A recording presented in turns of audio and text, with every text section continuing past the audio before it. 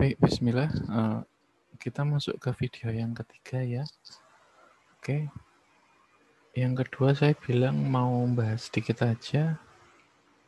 Ternyata malah lama juga ya. Maaf ya, semoga yang ini cepat lah. Oke, jadi video yang terakhir ini, yang pertama kita bahas penentuan sifat reologi atau pengukuran viskositas itu sendiri ya. Ada metode-metodenya. Dari banyak metode, di sini ada 4 contoh metodenya gitu ya. Yang pertama, penggunaan viskosimeter kapiler. Di sini jenisnya Oswald ya. Nah, ini bisanya untuk mengukur cairan Newton aja ya.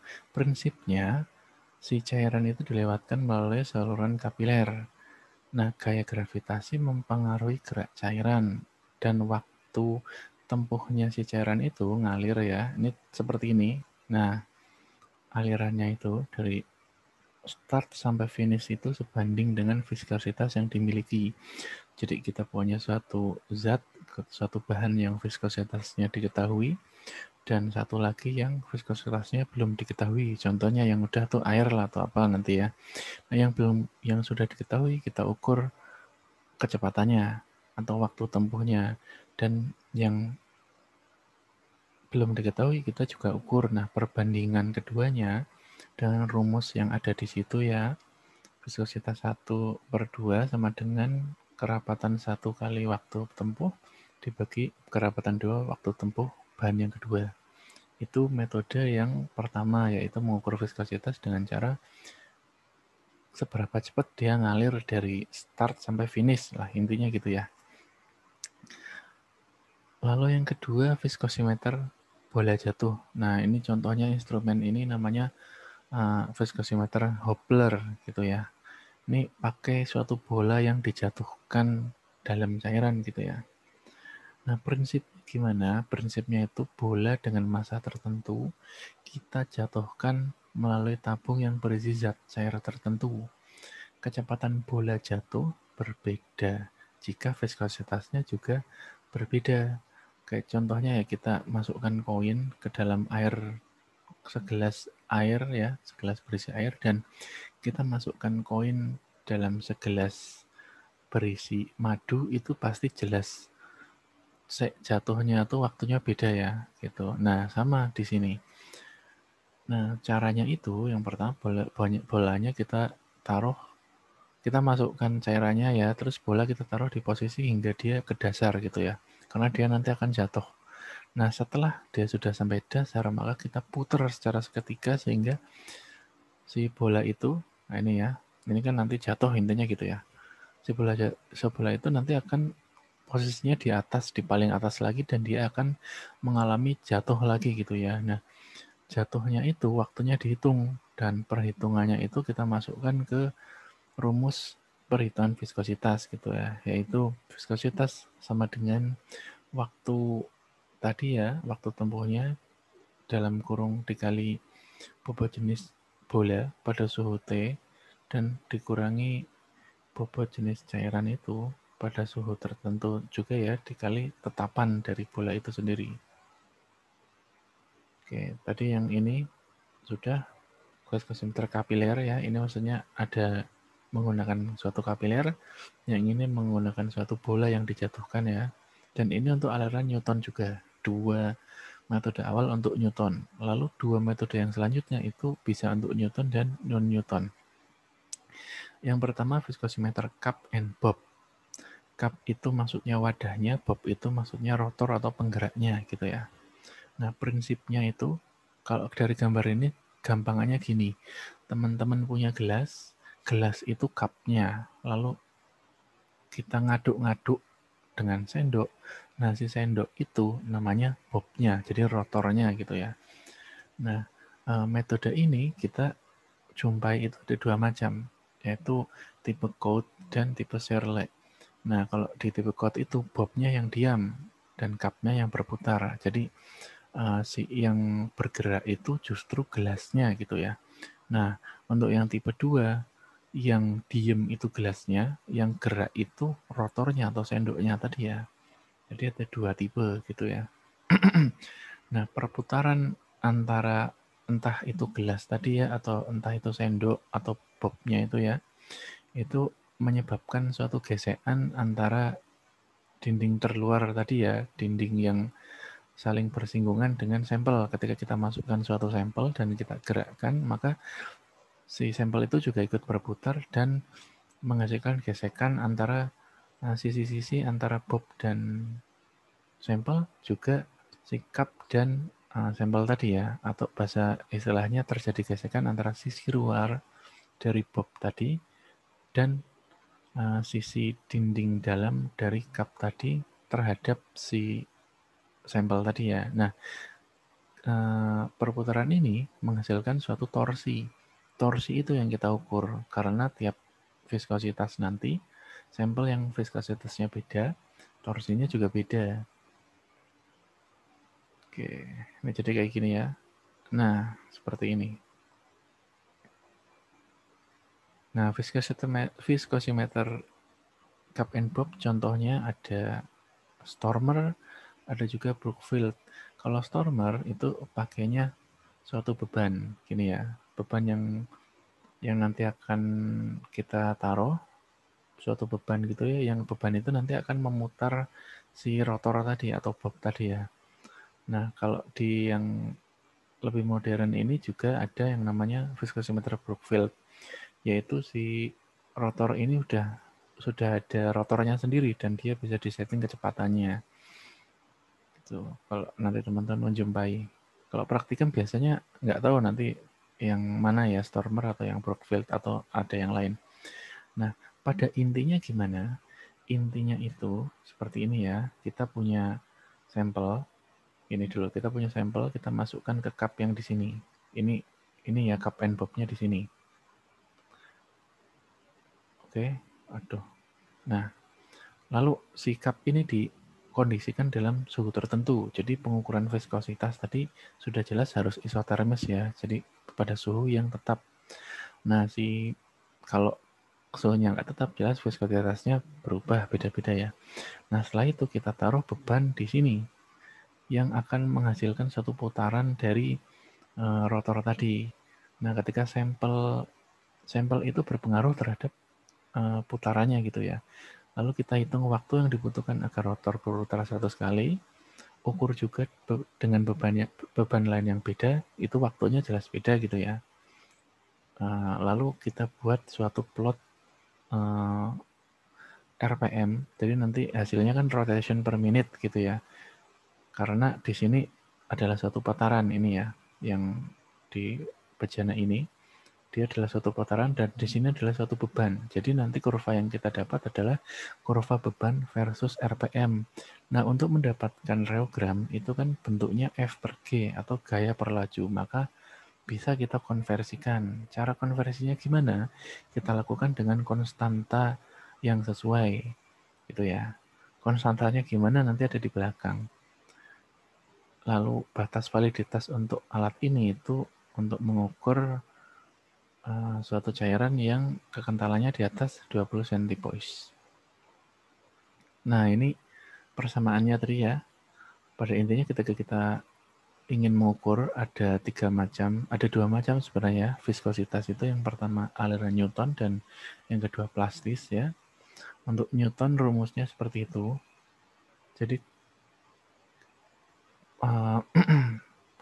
kekentalan adalah Kv. Kv itu konstanta instrumen dikali T per omega. T itu tadi putarannya ya, lalu omega itu kecepatannya. Jadi dalam hal ini masih kecepatan dan putaran, dan akan tetapi si omega ini juga merupakan suatu fungsi dari dv per dw ya. dv per dw itu maksudnya kalau v itu kecepatannya, w itu beban, maka bisa kita ubah menjadi rumus seperti itu. Kekentalan adalah konstanta instrumen dikali berat beban tadi dibagi kecepatannya gitu ya, maka kita dapatkan viskositas. Lalu untuk viskositas plastis juga rumusnya bisa dilihat sendiri ya. Jadi konstanta instrumen lagi dikurangi berat, lalu dikurangi berat di perpotongan yield value-nya karena dia plastis gitu ya, lalu dibagi kecepatannya. Nah, yield value itu bisa kita dapatkan dengan cara dapat dari KF kali WF tadi ya. WF itu apa? WF itu tadi udah ada atau KV kali 2 Pi per 60 kali 1 per 2,303 log RC per RB. Nah, ini juga bisa. RC itu maksudnya radius atau jari-jari mangkok atau cup. RB itu radius atau jari-jari dari rotor tersebut. Nah, intinya persamaannya seperti ini.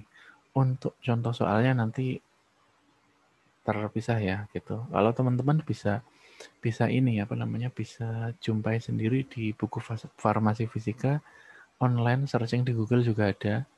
Itu yang diterbitkan oleh Kementerian Kesehatan atau Binfar. Saya lupa Badan POM atau Kementerian Kesehatan yang menerbitkan. Intinya itu.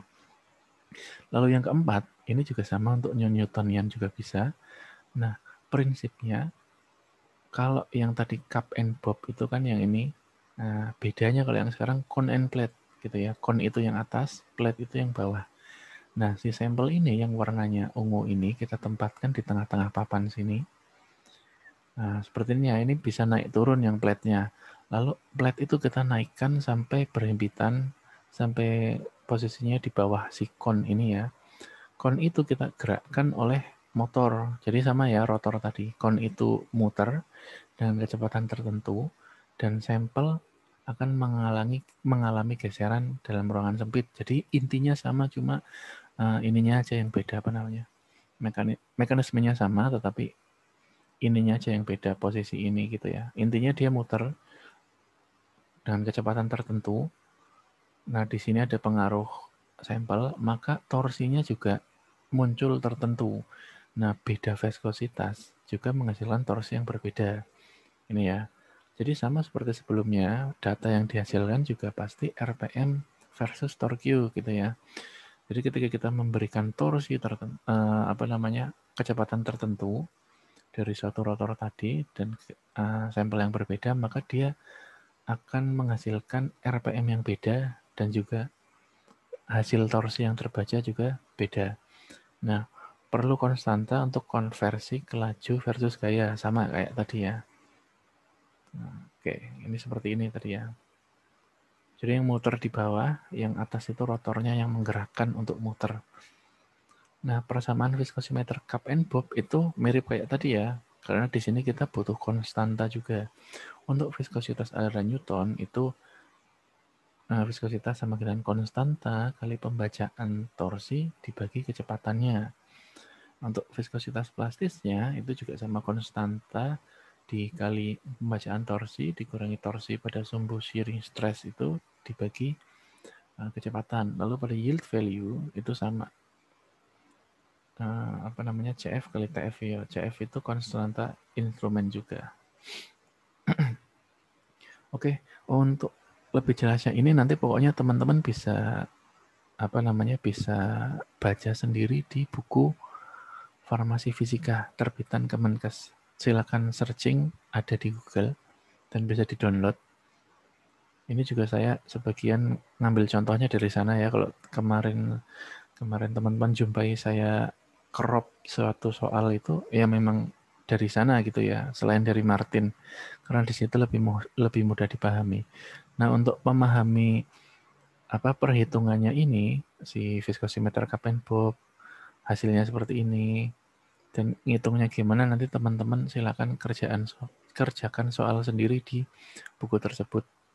Oke, selanjutnya contoh aplikasi reologi. Nah, singkat saja terakhir ya. Ada 4 yang ingin saya sampaikan dari banyak sekali gitu ya. Contohnya untuk aliran dilatan gitu ya. Oh maaf, pendahuluannya dulu. Jadi intinya banyak sekali produk-produk obat, khususnya yang semi solid gitu ya, atau yang cairan itu punya sifat aliran yang khusus atau karakteristik tertentu. Nah, yang pertama kita bisa manfaatkan aliran ini untuk membuat produk yang sesuai dengan tujuan kita. Yang kedua juga kita punya atau mengenal karakteristik ini supaya kita bisa membuatnya dengan hati-hati atau lebih baik gitu. Hati-hatinya gimana, nanti hubungannya dengan alat yang kita pakai gitu ya. Yang pertama, aliran dilatan. Dari banyak ya, contohnya yang inilah dilatan aja. Contohnya ada bedak kalamin dan beberapa sediaan salep dan pasta gitu ya. Dalam botol, si bedak kalamin ini itu konsistensinya encer, jadi dia diem. Nah, kalau diperhatikan di etiketnya, maka dia akan menyarankan gojoklah dahulu sebelum digunakan. Nah, si penggojokan ini sebenarnya menyebabkan partikel-partikel tadi menyebar. Jadi formula yang pertama, formulanya menjadi lebih homogen karena dia menyebar. Yang kedua, dia lebih kental. Jadi si bedak kalamin ini menjadi lebih mudah digunakan ketimbang kita gunakan secara cairan gitu ya. Ya kayak kita pakai air kita oleskan ke kulit, itu kan nggak susah ya, susah homogennya. Kalau kita aplikasikan ke kulit itu suatu yang kental itu pasti lebih enak. Nah ini suatu sifat dilatan. Oke, sediaan salep dan pasta juga beberapa seperti itu. Jadi agar ketika kita keluarkan dari sediaannya, dia menjadi lebih kental sehingga gampang untuk dioles. Ini hubungannya dengan kenyamanan tadi ya. Lalu fenomena tiksotropik ada dua. Yang pertama, di sini contohnya ada dua. Yang pertama, beberapa produk emulsi, krim, salep, suspensi, dan sebagainya gitu ya. Nah, ini mirip-mirip tadi ya. Jadi pada intinya, si suspensi ini, ada satu suspensi yang, atau emulsi, yang harapannya ketika kita gunakan gitu ya, si suspensi emulsi ini kita gocok. Pada keadaan diam, dia sebenarnya kental. Tapi ketika akan digunakan, misalkan sediaan oral yang akan kita minum, masa kental kan susah kan gitu ya, maka digocok dulu sehingga dia menjadi encer dan homogen juga karena digocok gitu ya. Nah setelah itu dia dituang dan mudah untuk dituang karena dia encer. Oke, lalu ketika sudah diminum, kita diamkan lagi, kita masukkan ke penyimpanan, kita simpan lah si obatnya, maka dia pelan-pelan itu akan mengental kembali. Artinya apa? Si suspensi ini itu kan masalahnya biasanya pengendapan bahan aktif gitu ya. Karena kayak tadi flokulasi deflokulasi ya, ketika kita diamkan berapa lama, pasti dia ada kecenderungan untuk mengendap. Nah, sifat tiksotropik ini bagus untuk produk-produk yang seperti tadi itu ya. Jadi ketika kita gunakan dia encer dan mudah digunakan, ketika kita simpan lagi maka dia mengental dan sedimentasinya atau pengendapannya itu bisa dijaga seminimal mungkin. Oke, yang ketiga, contohnya ada fenomena tiksotropi lagi ya. Kali ini adalah suspensi parenteral protein penicillin G. Nah, ini hubungannya dengan bioavailabilitas tadi gitu ya. Maksudnya gimana?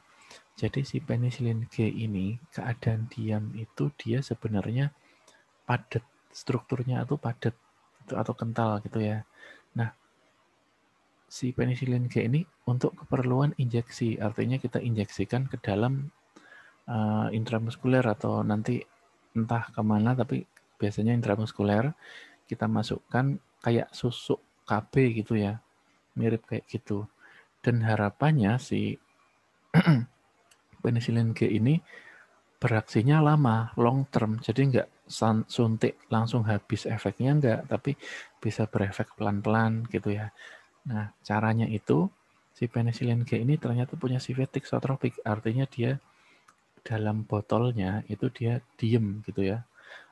Dia konsistensinya padat atau kental. Lalu ketika kita akan aplikasikan gitu ya, kita pecah, kasih gaya dan kita suntikkan itu, dia si konsistensinya pelan-pelan akan lebih encer. Jadi akan lebih encer sehingga dia mudah untuk lewat di jarum suntik tadi ya. Karena kita kasih tekanan juga gitu ya, dia akan lebih encer dan dia akan masuk ke jaringan yang kita tuju di dalam tubuh. Nah, ketika si cairan tadi sampai tubuh yang encer tadi ya, otomatis kan sudah tidak ada gaya yang kita berikan. Maka di situ dia perlahan akan membentuk kembali menjadi strukturnya yang awal, yaitu padat gitu ya. Dari padat menjadi lebih encer, kemudian memadat lagi. Nah, si padat ini atau yang di dalam tubuh dia akan menjadi padat lagi, dia tidak akan larut dengan cepat. Jadi dia akan merilis bahan aktifnya secara pelan-pelan, sehingga bioavailabilitasnya atau ketersediaan hayatinya menjadi lama gitu ya. Kalau dia tetap encer mungkin efeknya hanya sehari gitu ya. Kalau dia padat dan rilisnya pelan-pelan ya mungkin bisa sampai lama gitu ya, bisa seminggu atau bahkan sebulan atau beberapa susu AB itu bisa sampai yang tahunan gitu ya. Ya intinya seperti itu. Ya mirip ketika kita punya tabungan, terus misal kita sudah punya gaji, kita punya tabungan, kita belanjakan untuk makan gitu ya, sampai habis uangnya, atau kita irit dikit-dikit makannya pelan-pelan, tapi terjaga, itu kan beda. Jadi habisnya tuh waktunya beda. Kalau yang ini enak-enak habis sampai tanggal 10 hari udah habis gajinya, lalu yang ini pelan-pelan di-spend, mau sampai akhir bulan dia masih punya gaji. Ya, mirip seperti itu. Nah, yang terakhir, antitixotropik. Kayak jadi selain dimanfaatkan untuk produk farmasi, juga ini penting untuk kita kenali bahan-bahan itu punya sifat alir seperti apa. Contohnya PMA, polymetacrylic acid, kayak asam polymetacrylic. Jadi dia mempunyai sifat antitixotropik. Artinya dia encer gitu ya. Aslinya dia encer, tetapi ketika kita proses gitu ya, yang namanya industri farmasi itu kan ada proses yang banyak, ada mixing, ada filling. Filling itu juga kita pakai tekanan tertentu gitu untuk memindahkan cairan, apalagi mixing kita putar-putar. Nah, kalau kita nggak kenal dengan sifat PMA ini, maka alat kita bisa rusak gitu ya. Kenapa? Karena pada gaya tertentu gitu ya, sharing sudah tertentu, si PMA ini ternyata viskositasnya bisa meningkat bahkan hingga 350 kali lipatnya gitu ya. Tadi yang tadinya kita putar mungkin encer ya, kita tambahkan gayanya, harapannya encer, ternyata dia jadi sangat kental. Otomatis gimana?